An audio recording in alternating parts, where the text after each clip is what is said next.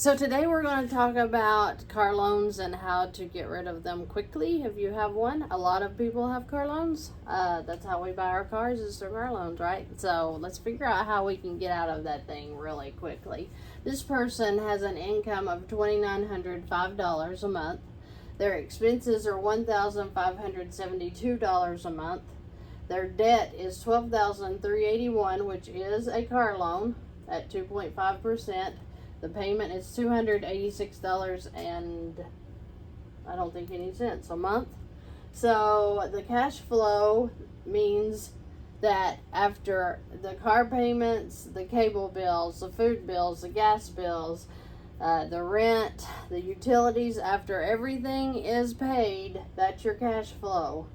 So after all of her bills are paid, the $1,572, she has $1,333 left to finish out her month with, which is called cash flow because it doesn't go towards her expenses.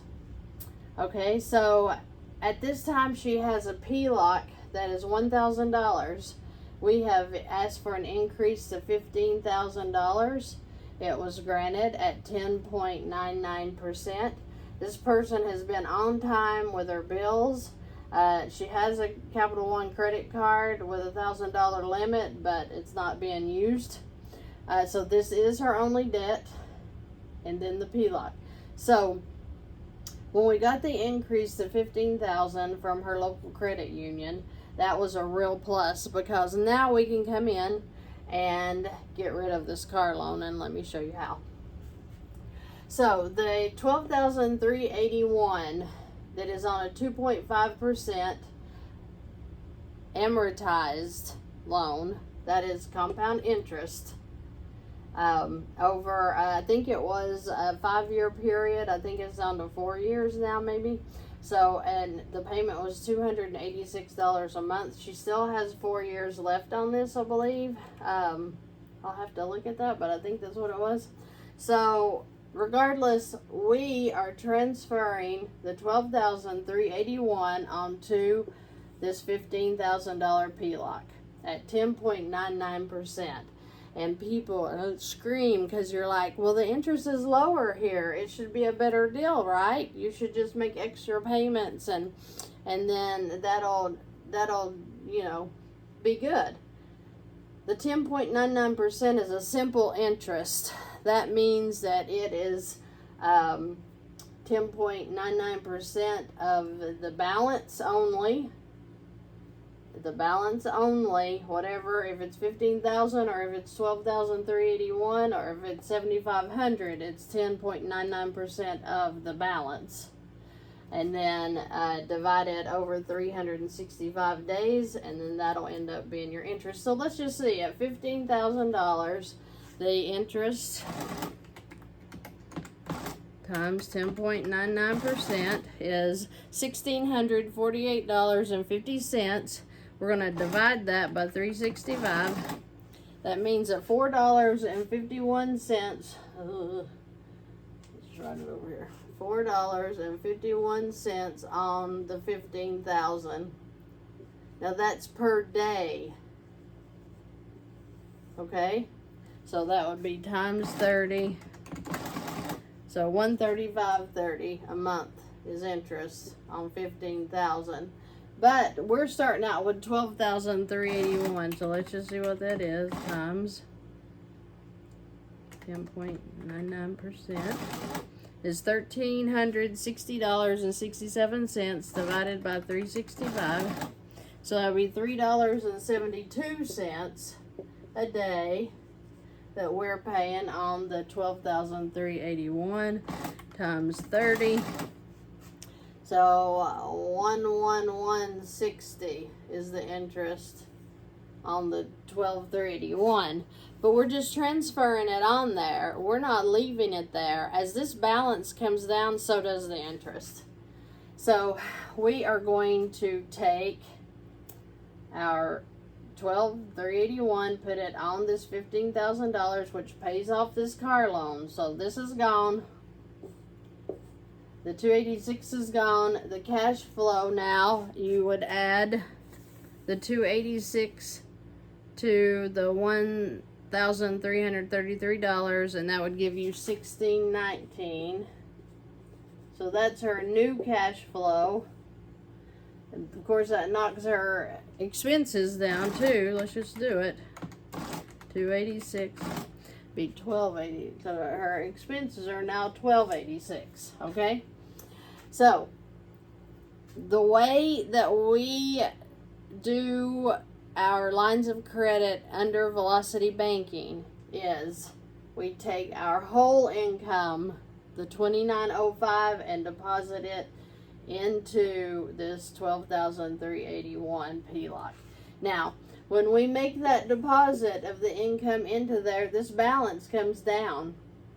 I don't care if it's a weekly, bi-weekly, monthly, just get your payroll into that. All your household income needs to go into your line of credit. That'll bring the balance down to $94.76, but we have to come back in and add our expenses because you still have to pay your rent, cable, gas, food, all that, right? So the balance will go back up to $10,762.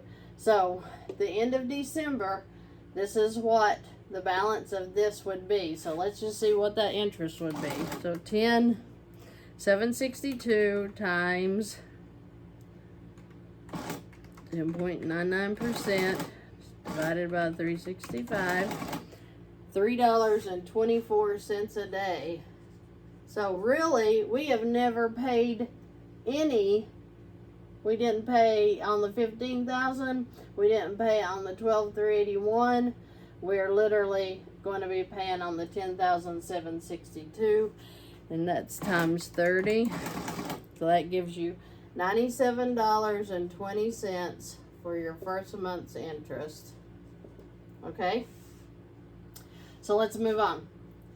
In January 2023, she would make another household income deposit of payroll, wherever that income comes from, $2,905 into the line of credit, and it would bring your balance to $78.57. You would then come in and put your January expenses, which would be $1,286. You would put them in here, adds it back up to $9,143. Now, I'm going to pause here a second and say this is where we're going to come in and use this credit card as well, because every expense that she can put on the credit card, she can charge her food on the credit card, she can put her cable bill on the credit card, she can put her gas on the credit card, she can put her car insurance on the credit card. Everything she can get on here, we want her to pile it in. So let's say that's $600 that can go in here. Now, for the month of January, the $600 expenses would be going in here and not coming out of here just yet, okay? We would, if we did this in January, then in February, we would come back in and pick up the $600 and pay that off. I did not show that in here. I can show that in another video. The reason that we use the credit card for our expenses is, one, we put it on automatic. So those payments are coming into that credit card, and we're not having to pay, you know, Spectrum here, or pay the water bill here, or the electric bill here, or, you know, whatever.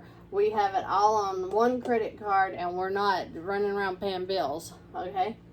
So we're going to come in, keep doing this so where we make our income in, we pull our expenses out, and then if we were having the $600 set on this card every month, that would leave more room in here. It'd leave $686 available in here, and that would also stop this balance from being so high. So see, if you took $600 off here, that'd be $72.57 in the balance then, which brings it even lower.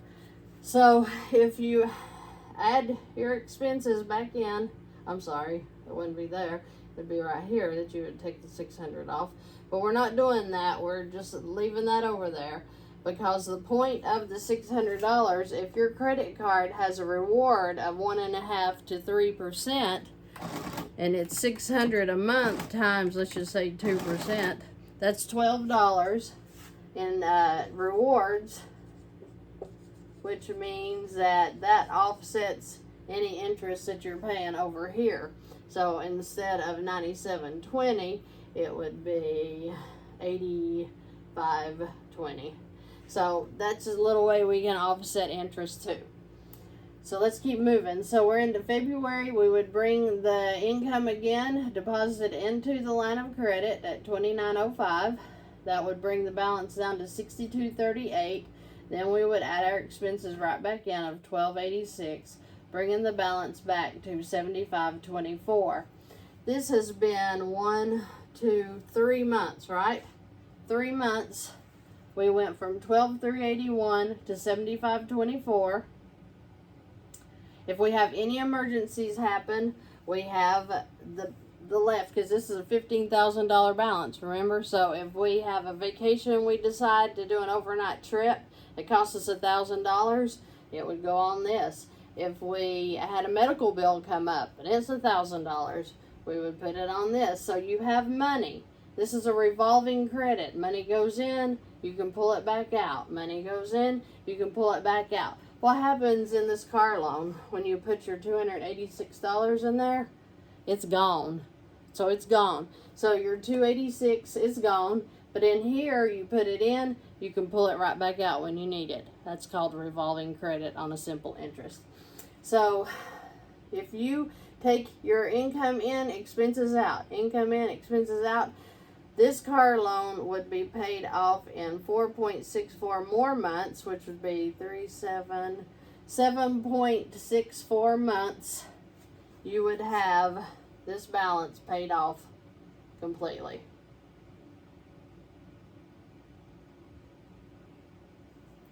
$7.64 months compared to the original 4 years. It's beautiful, isn't it? It is. So, if you have any questions about what I talked about today, please feel free to write a comment, send me an email, support@vannfs.com. I'll be glad to answer any questions. If you see any mistakes I've made, please call me out on it, because we're growing together and learning together here. You all have a great day.